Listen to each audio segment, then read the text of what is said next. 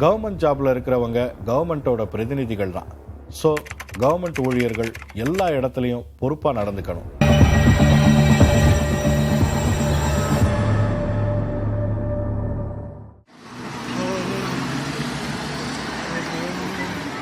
கடலூர் மாவட்டத்தில் முகையூர்னு ஒரு ஊர் இருக்குது. அங்கே காட்டுமன்னார் கோவில் சிதம்பரம் ரூட்டில் போகிற டவுன் பஸ் நிற்கிது. அதுக்குள்ளே ஏதோ வாக்குவாதம் நடக்குது.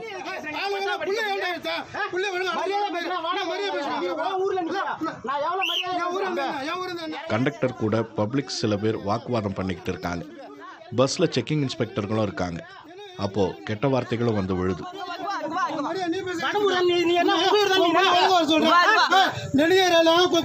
சண்டை போட்டு வந்தாலும்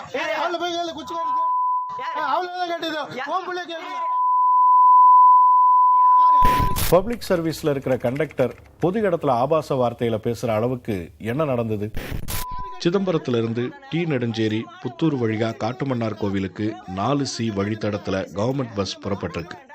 அதுல வழக்கமா பயணிக்கிற பப்ளிக்கும் ஸ்கூல் ஸ்டூடெண்ட்ஸும் இருந்தாங்க. அப்போ அந்த பஸ்ஸோட கண்டக்டர் புகழேந்தி ஸ்கூல் ஸ்டூடெண்ட்ஸை ஆபாசமான வார்த்தையை சொல்லி திட்டினதா குற்றச்சாட்டு எழுந்திருக்கு. இதை பத்தி பெருங்காலூரை சேர்ந்த ஒரு மாணவி பெத்தவங்க கிட்ட சொல்லியிருக்காங்க. அதை தட்டி கேட்க போனப்போ தான் முகையூர்ல செக்கிங் இன்ஸ்பெக்டர்கள் முன்னிலையில ஆபாசமா பேசி வாக்குவாதம் பண்ணிருக்காரு கண்டக்டர் புகழேந்தி.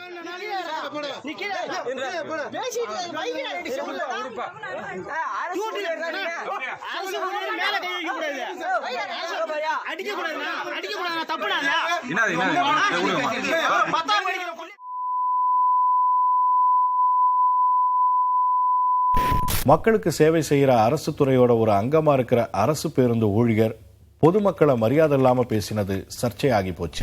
இந்த குற்றச்சாட்டை பத்தி சம்பந்தப்பட்ட கண்டக்டர் புகழேந்தி கிட்டேயே கேட்டோம்.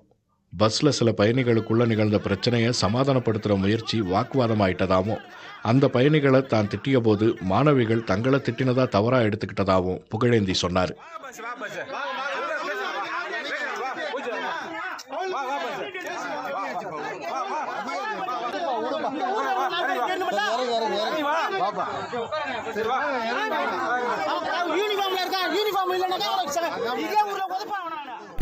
மாணவிகளை திட்டலன்னு கண்டக்டர் சொன்ன விளக்கத்தை ஏத்துக்கலாம்.